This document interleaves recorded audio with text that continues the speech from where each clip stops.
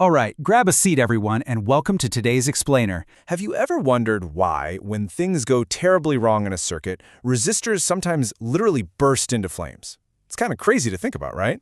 But the answer to that provocative question unlocks the entire mystery of how electrical engineering actually works down on a microscopic scale. Now, don't worry, we are going to break this complex topic down into a really easy-to-digest syllabus today. We'll start with number 1, stopping the exploding LED. Then move on to 2, the water pipe analogy.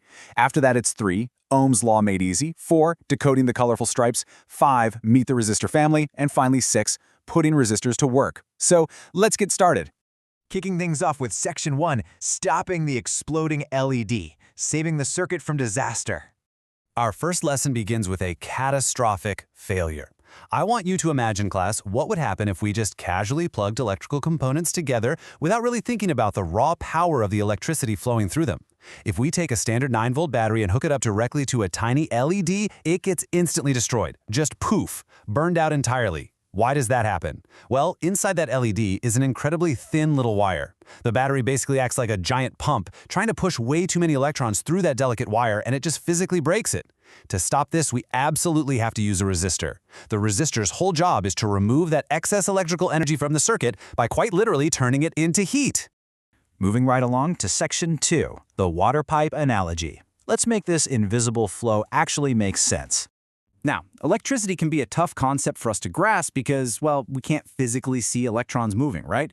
So let's bring this abstract concept down to earth using something we all understand, how perfectly water actually mimics electricity. Think of a pipe filled with flowing water. The water flows through it really easily, but if we create a narrow kinked part right in the middle of that tube, we add resistance. The water collides with the pipe walls, making it harder to flow, which creates a pressure drop from the left side to the right side. And what's really interesting about this is how it maps directly to our circuits. The battery provides the voltage difference, which is just like the water pressure. The electrical current is the water flow itself, and the resistor, that's the narrow kink in the pipe, reducing the current and creating a voltage drop across it. So we define resistance as a measurement of how easily electrons can flow through a material, and we measure it in a unit called ohms. Now, a lot of people mistakenly think a resistor acts like a temporary speed bump. Actually, scratch that, it doesn't at all. It acts much more like a massive traffic jam. The speed of the electrons remains exactly the same, but the volume, how many of them can actually get through, is heavily restricted. As they push through the resistor, they collide with the material, wasting their kinetic energy, and that wasted energy leaves the component as heat. All right, Section 3, Ohm's law made easy. Let's do the math to save our LED. Listen up, class, because we are moving into the math section. And before you groan, I promise you, formulas aren't just boring numbers on a chalkboard. They are the actual practical tools we use to literally stop our components from catching fire in the real world. Way back in 1827, a German scientist named Mr. Ohm discovered this beautiful relationship. Ohm's law states that electrical resistance is equal to the voltage divided by the current. Just remember your units here. Resistance is in ohms, voltage is in volts, and current is in amps. So the crucial point is how we actually apply this stuff. Let's look at the exact steps to save our LED from earlier. Step 1, our voltage source is a 9-volt battery. Step 2, we check out the spec sheet for our red LED and we see it has a maximum safe current of 30 milliamps or 0.03 amps. Step 3, we take those 9 volts, divide it by 0.03 amps, and boom, we get exactly 300 ohms. That is the exact size resistor we need to safely light up our LED without blowing it to pieces. Let's jump to Section 4, decoding the colorful stripes. Time to break the secret resistor code. Okay, it's time to learn how to identify these components out in the wild. If you've ever looked closely at a circuit board, you've definitely seen those tiny little hot dogs with the colorful painted stripes. Well, let's decode them. Most standard fixed resistors have 4 colored bands. The first 2 bands give us our first 2 digits. The third band is our multiplier, and the final band separated on the very end is the tolerance. So if we look at a resistor with a red band, a blue band, a gray band, and a gold band, we just check our chart. Red is 2, blue is 6. Gray means we multiply by 10,000, so 26 times 10,000 gives us 2,600,000 ohms, or 2.6 megaohms. The gold band simply tells us the factory tolerance is plus or minus 5%. It's literally like reading a secret language once you know the trick. But wait, not all resistors have stripes. In modern phones and computers, we use incredibly tiny surface mount devices, or SMDs, that are soldered directly to the metal pads on a board. Because they're so small, these use a numbered code system instead. A 3-digit code like 240 means the first 2 digits are 24 and the third digit is how many zeros to add. In this case, 0 zeros, so we just multiply by 1 to get 24 ohms. For a 4-digit code like 1000, it's 100 multiplied by 1, which equals 100 ohms. And if you ever spot the letter R, you just treat it as a decimal point. So an R56 marking simply means 0.56 ohms. On to Section 5, Meet the Resistor family. Let's look at the cast of characters in modern tech. Think of these components like a cast of characters in a play, where each specific type has a totally distinct and vital role in our modern technology. First up, we have our fixed resistors, meaning the resistance doesn't change.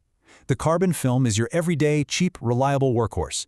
It's made of a ceramic core coated in carbon with a laser-cut groove to create a path for the electrons. Metal film resistors use a thin metal layer instead, which gives them much higher accuracy and stability, making them heavily preferred by engineers. And then you have the tough guys, wire-wound resistors. These use a literal coil of resistive nichrome wire, often buried in cement or an aluminum casing, designed specifically to survive extreme, high-heat applications. But what if we want the resistance to change automatically? Meet the thermistor. This is a thermal resistor built from a layer of semiconductor material. Usually, the atoms in the semiconductor hold pretty tightly to their electrons. But as heat increases, the thermal energy excites the electrons, giving them enough energy to break free and flow.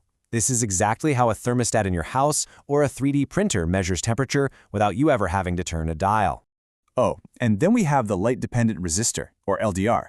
These are so cool. They have a little ceramic base coated with cadmium sulfide. In the dark, the electrons are locked firmly in place. But when they're exposed to light, photons literally crash into the atoms, knocking electrons off and allowing the current to flow. As the light increases, the resistance drops. This exact tiny component is the brains behind automatic night lights that turn on when the sun goes down. All right, final stretch. Section 6, Putting Resistors to Work. Real-world applications, and yes, your final exam. All right, class. You've learned the theory, you've learned the math, and you've met the hardware. It is time to put everything you've learned to work. Consider this your final exam.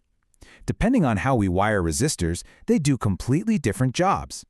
On the left side here, if we place two equal resistors in series, one right after the other, we create a voltage divider. The current stays exactly the same through both, but the voltage drop is cut right in half between them. On the right side, if we place them in parallel, side by side, we create a current divider. Here, the current path actually splits, so the total current and power is shared between the two components. Now, if you take away just one sentence from today's lesson, let it be this golden rule. The higher the resistance, the lower the current will be. Getting this wrong is literally the difference between a 10-ohm resistor rapidly overheating to 8 watts and catching fire versus a 470-ohm resistor smoothly lighting an LED with perfect safety. So, let me pose a trick question to the class to see who's been paying really close attention. To protect our delicate LED from a 9-volt battery, should the resistor be placed directly before the LED or directly after the LED? Take a guess.